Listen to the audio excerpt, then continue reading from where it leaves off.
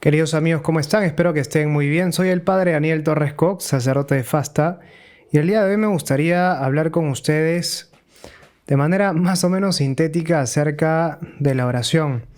Me gustaría con ustedes preguntarnos qué es la oración. Me gustaría preguntarnos también qué tipos de oración puede haber y finalmente hablar de algunos mitos acerca de la oración, especialmente en estos tiempos en los que necesitamos rezar. Bueno, siempre es necesario acercarnos a Dios en la oración, pero tal vez estos momentos nos exigen de alguna manera con más urgencia recurrir hacia Él. Bien, preguntémonos entonces qué es la oración. Esta pregunta es muy importante porque nosotros solemos asociar el hecho de rezar a decir nuestras oraciones. Es decir, yo rezo cuando hablo con Dios, sí, pero puedo tener la impresión de que la oración es algo principalmente que yo hago. Es decir, yo estoy en oración cuando hablo, cuando muevo la boca, cuando recito ciertas cosas. Y esto puede hacer que yo pierda de vista la esencia de la oración. Cuando uno va al catecismo, encuentra, por ejemplo, la definición de oración de San Juan Damasceno que dice: orar es elevar el alma a Dios. Él dice: elevatio mentis in Deum. Y aquí una cuestión, una sutileza, pero que puede ayudar a iluminar lo que quiere decir o lo que significa, lo que implica la oración. En latín hay dos formas de hablar de dirección.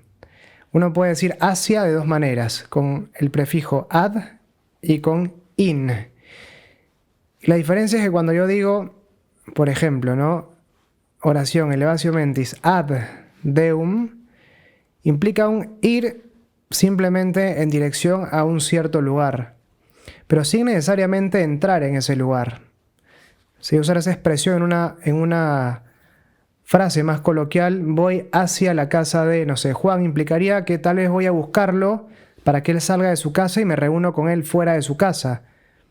Pero ese hacia implica un ir en dirección a, sin que ello implique entrar en ese lugar. Pero también puedo usar hacia en términos de in, con la palabra in, que es lo que pasa en la oración.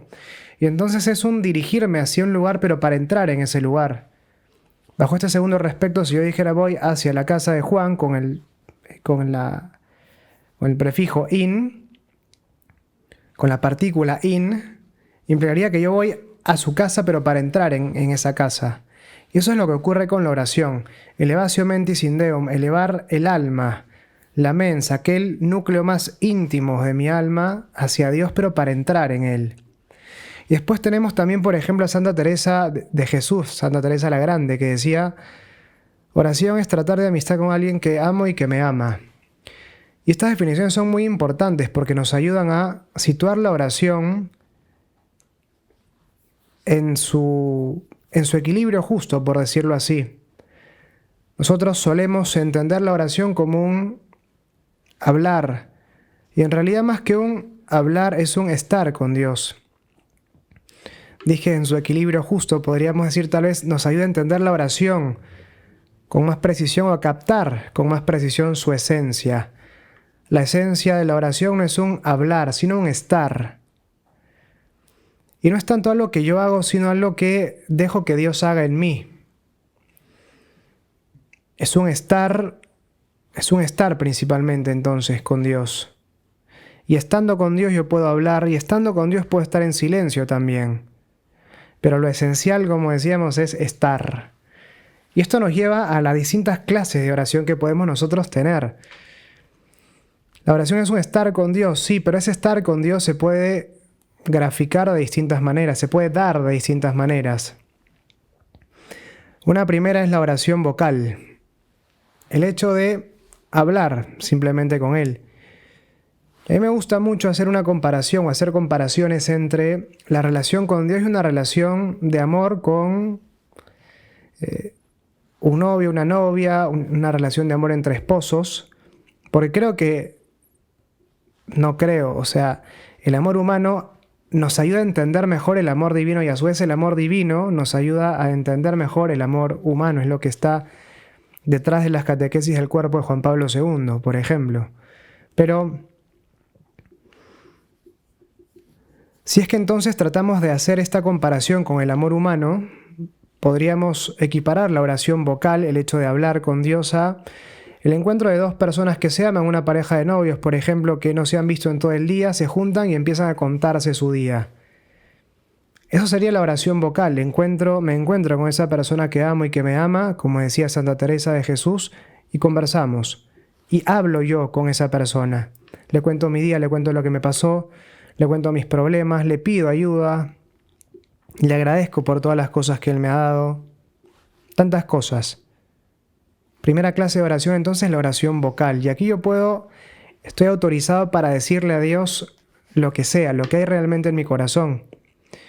Mucha gente tal vez tiene miedo de reclamarle cosas a Dios. ¿Está mal reclamarle cosas a Dios? Podríamos preguntarnos. En realidad, si es algo que hay en mi corazón, yo puedo abrirle mi corazón a Dios, decirle, ¿sabes qué, Dios? Esto por lo que estoy pasando me cuesta, esto me pesa, esto no me gusta, aléjalo incluso de mí. Puedo decirle, ¿por qué a mí, Señor? Pero, siempre al final de la oración decir, pero que sea tu voluntad, Señor. Es la oración de Jesús en el huerto de Getsemaní. Señor, Padre, aparta de mí este cáliz, pero que sea tu voluntad. Yo no quiero esto, Mi humanidad se resiste a esto. Mi humanidad se resiste, pero que sea tu voluntad. Bien, esto entonces en lo que se refiere a la oración vocal. Pero tenemos también otro tipo de oración que es la oración meditativa. Y si es que nosotros hacemos de nuevo la comparación con esta pareja de enamorados, de novios, podríamos decir es el hecho de empezar a recordar juntos algún episodio tal vez de la vida, de su vida de pareja que les haya gustado de manera particular. ¿Te acuerdas, amor, cuando pasó tal cosa? Sí, me acuerdo, y pensamos en eso. Implica un ejercicio mental, tal vez sin palabras, pero hay una actividad mental. Y esto llevado a la oración podría ser el hecho, por ejemplo, de meditar tal vez algún momento de nuestra vida en el que Dios nos ha ayudado, meditar algún misterio del rosario, meditar también algún pasaje bíblico en el cual Dios nos habla y nosotros mentalmente le respondemos, pero implica una actividad por parte de nosotros. Tal vez a veces, me acerco a la oración para meditar acerca de una virtud que tengo que adquirir o un defecto que tengo que eliminar o un vicio que tengo que sacar de mí. Y entonces lo pongo como tema de la oración y medito sobre ese aspecto de mi vida espiritual. Es una oración meditativa. Y finalmente, en tercer lugar, tenemos la oración contemplativa.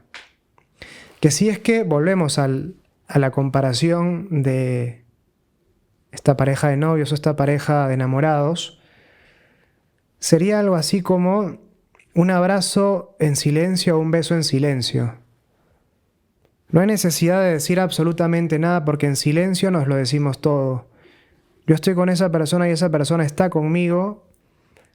No hay necesidad de pensar en algo, no hay necesidad de articular alguna palabra. Es un momento de intimidad profundo, silencioso, pero sin necesidad de palabras. Hay una comunicación honda, profunda, intensa en ese momento. Y eso puede darse también con Dios. Aquí lo interesante es que este tercer tipo de oración, la oración contemplativa, en esta clase de oración ya no somos tanto nosotros, si bien en toda oración es Dios el que habla a través de nosotros. Ya no somos solo nosotros, sino es de alguna manera Dios el que tiene la primacía en este tipo de oración.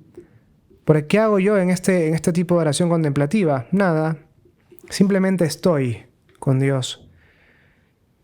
A veces llevamos a la oración o tenemos la necesidad de llenar los vacíos de nuestra oración con palabras y nos cuesta quedarnos en silencio frente a Dios. Y a veces las palabras se convierten en un obstáculo para estar con Dios. Terminamos de comulgar, por ejemplo, y tenemos una larga lista de oraciones que tenemos que hacer, y no está mal hacerlas, si es que eso me ayuda a crecer espiritualmente. Pero me toca preguntarme también si es que tal vez andar recitando tantas oraciones ahoga ese momento, tal vez en el que yo podría simplemente disfrutar de la presencia del Dios que acaba de entrar en mi corazón. No lo sé.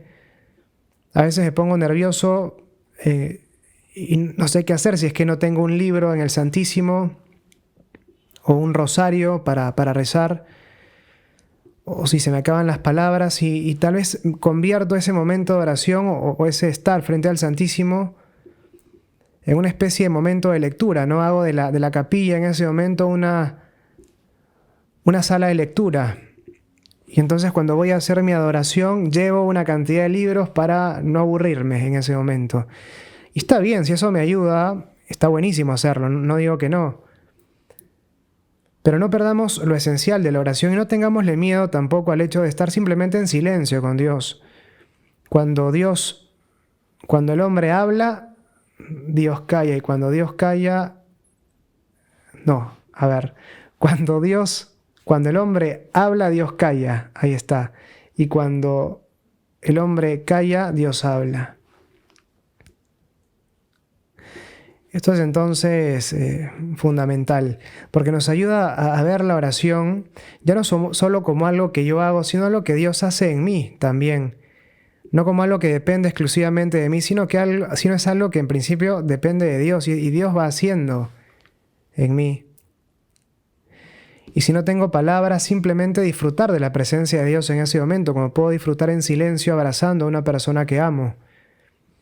Esa es la oración contemplativa. Y a uno le toca entonces moverse con libertad en estas clases de oración. Tal vez empezar rezando un rosario, meditando algún pasaje, pero dejarle la primacía al Espíritu Santo y dejar que, si es que hay momentos de silencio, estar simplemente en silencio con Dios. Y si no terminé mis oraciones, tal vez es más valioso ese momento de silencio. No lo sé. Pero bueno, esto creo que nos ayuda a entender la amplitud de lo que puede ser la oración y no tenerle miedo, como decíamos, al hecho de quedarnos simplemente en silencio frente a Dios. Ahora me gustaría hablar, habiendo hablado ya de los tipos de oración que todos estamos llamados a practicar y que nos ayudan a ver la oración desde la perspectiva del estar con Dios. Y estando con Él puedo hablar, puedo meditar o puedo simplemente estar en silencio y disfrutar de su presencia. Ahora me gustaría hablar brevemente con ustedes acerca de ciertos mitos que pueden girar en torno a la oración. El primero de ellos es: no tengo tiempo para rezar. Y este mito es cierto en realidad, nunca hay tiempo para rezar. El tiempo para rezar no surge solo, no se da espontáneamente. De hecho, a veces cuando quiero rezar se me empiezan a acumular cosas. El tiempo para rezar hay que hacerlo, hay que buscarlo. Y a veces hay que dejar de lado cosas importantes para demostrarle a Dios que Él es más importante. Si yo espero a que los momentos para rezar se den simplemente, probablemente nunca se den. Y a veces incluso está bueno disciplinarse en esto. O sea, elegir un momento del día para rezar con Dios, tal vez unos 5 minutos, 10 minutos, o no sé, lo que el Señor me sugiere en mi corazón. Pero planificarlo, porque a veces el hecho de decir, yo ya veré en qué momento rezo, o rezo en cualquier momento, se vuelve a veces un rezo en ningún momento. Y termina el día y no hice mis oraciones, o no recé, no estuve un momento con el Señor. Y claro, llego a la noche, ya pues voy a rezar antes de dormir. Ya sea antes de dormir es rezo cuando estoy echado en mi cama con la luz apagada y la frazada hasta el cuello tapado. Claro, o sea, si quiero rezar, por ejemplo, un rosario en esa posición, o un denario en esa posición, o lo que sea, lo más probable es que no llegue ni siquiera a la mitad del primer misterio, ¿no? Que es lo que pasa muchas veces, me quedo, dormido en ese momento.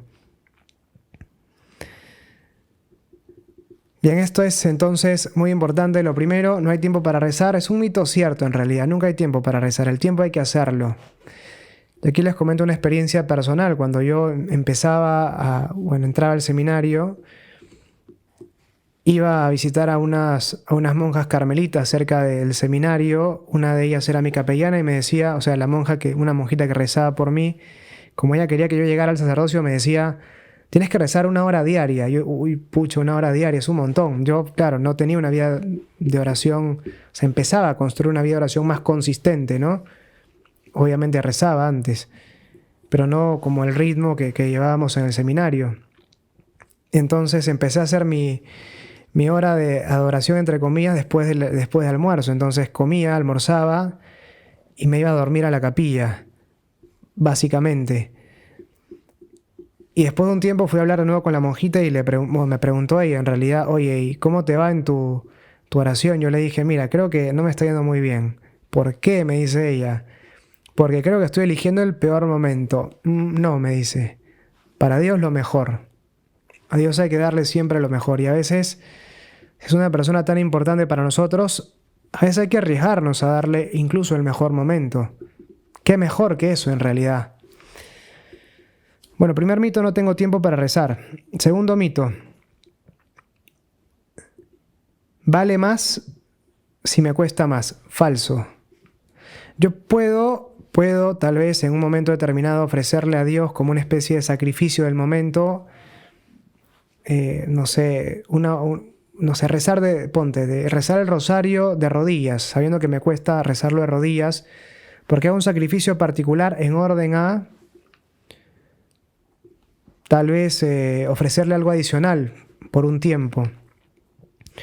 Pero el tenor de mi oración no debe ser la cuestión penitencial, por decirlo así, porque yo estoy llamado en realidad a disfrutar de la oración. Si no disfruto la oración, hay algo mal que estoy haciendo, porque como decía Santa Teresa de Jesús, orar es tratar de amistad con alguien que amo y que me ama. Y entonces yo estoy llamado a disfrutar realmente los momentos de oración. Me cuesta rezar el rosario arrodillado o sentado. Bueno, rézalo caminando entonces. Pero busca la forma de disfrutar realmente ese momento en el que estás con el Señor. Estás con la persona que más amas y más te ama, disfruta el momento, ¿no? Lo esencial de la oración no es el esfuerzo, es el amor. Y claro, a veces el hecho de esforzarme pone de manifiesto un mayor amor. Pero la esencia de la oración es el amor que pongo en ese acto. Entonces, por más que la pase mal, si no lo hago con amor, no me sirve absolutamente de nada. En cambio, puedo disfrutar ese momento y poner amor en ese acto, y esa oración es muy valiosa, entonces. Bien, segundo mito, entonces, vale, si más me cuesta, este mito sí es falso. Tercer mito, si no lo siento, no estoy rezando. Recontra falso, ¿eh?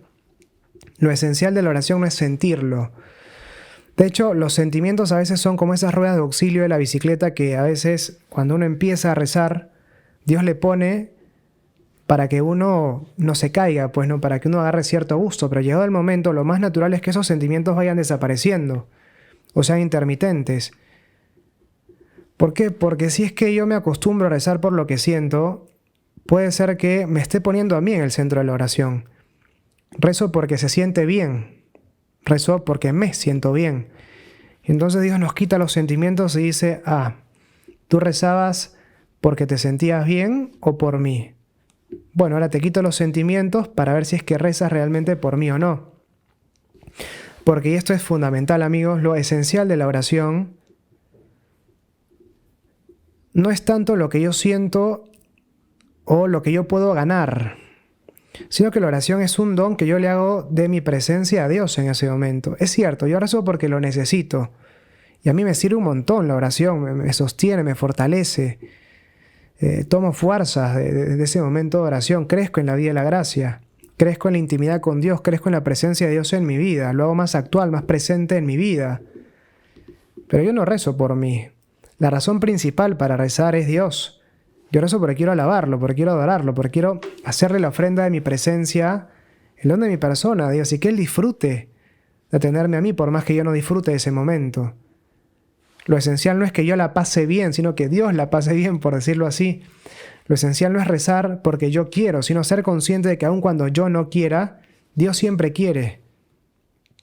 Dios quiere estar conmigo, por más que yo no quiera hacerlo. Entonces la oración no se trata de sentirlo o no sentirlo, sino de estar con Dios, de darle a Él el don de mi presencia. Esto es lo esencial en la oración. Santa Teresita del Niño Jesús se quedaba dormida cuando rezaba. Ella decía, a mí no me molesta quedarme dormida, porque yo sé que el médico opera cuando el paciente duerme, o sea, cuando el paciente está despierto y también cuando el paciente duerme. Ella, claro, veía todo lo que Dios obraba en ella, pero también incluso cuando duermo, es que ella no iba a dormir tampoco a la capilla, simplemente se quedaba dormida en ese momento de manera involuntaria. Pero descubría que incluso en ese dormir involuntario, Dios disfrutaba de la presencia de ella y Dios obraba además en ella. Si no lo siento, no estoy rezando bien, falso. Mito falso. Y un último mito que me gustaría conversar brevemente con ustedes es que yo puedo crecer en la vida de oración sin crecer en el amor al prójimo. Completamente falso. Cuando a Jesús le preguntan cuál es el mandamiento más importante, Él responde por el mandamiento más importante: amar a Dios con todo tu corazón, con toda tu mente, con todas tus fuerzas, y al prójimo como a ti mismo. Responde con un solo mandamiento, un mandamiento que tiene dos caras. Y nosotros tendemos a separar lo que Dios muestra como una unidad. El amor a Dios es inseparable del amor al prójimo. Esto es muy importante de entender. Santa Teresa de Jesús decía, ¿quieres crecer en tu vida de oración? Crece en tu amor al prójimo.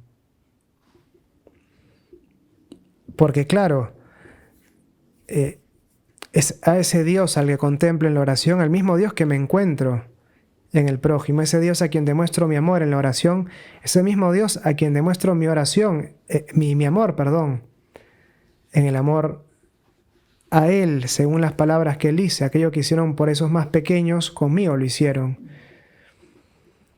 No es posible separar el amor de Dios del amor al prójimo, e incluso Santo Tomás dice que la gracia no puede conocerse por ella misma, no puede percibirse por ella misma. Yo no puedo sentir si estoy en gracia. Salvo una iluminación de Dios, una iluminación particular, dice Santo Tomás, yo conozco la gracia por sus efectos. Y entonces una oración que se siente muy bien en ese momento, pero cuando yo salgo, sigo siendo el miserable de siempre y trato mal a todas las personas que tengo a mi alrededor. Esa oración es un bluff, esa oración no son fuegos artificiales, es puro humo. No es consistente esa oración, por más que haya sentido cosas muy lindas. En cambio, por ahí una oración completamente seca, por decirlo así. Pero yo veo que en mi vida tengo más paz, tengo más paciencia con otras personas, estoy mejor dispuesto a tratar a otras personas. Entonces estoy creciendo en la vida de oración, por más que no sienta absolutamente nada en ese momento. Santa Teresa de Jesús... No, la Madre Teresa, de Calcuta, me estoy confundiendo. La Madre Teresa de Calcuta pasó los últimos 40 años de su vida en lo que se conoce como la noche oscura del espíritu. Es decir, ella no sentía ningún tipo de consuelo en su oración, ni tampoco sentía algún tipo de consuelo al momento de comulgar, al momento de confesarse. No sentía nada en esos momentos. Y sin embargo, su oración, su vida espiritual no dejaba de ser consistente. Porque lo que definía su oración, si estaba rezando bien o no, no era lo que sentía, sino simplemente el hecho de estar con Dios. Y esa oración se traducía en un amor incansable por el prójimo y por los prójimos, en los que a todos nosotros nos hubiera costado mucho más descubrir al Señor. Bueno, queridos amigos, esto es lo que quería compartir con ustedes entonces el día de hoy. Espero que les ayude, los ayude a enriquecer su vida espiritual, su vida de oración, y podamos seguir rezando especialmente en estos momentos. Así que el Señor los bendiga un montón y Dios mediante seguimos en contacto. Les mando un saludo grande. Dios los bendiga. Chao.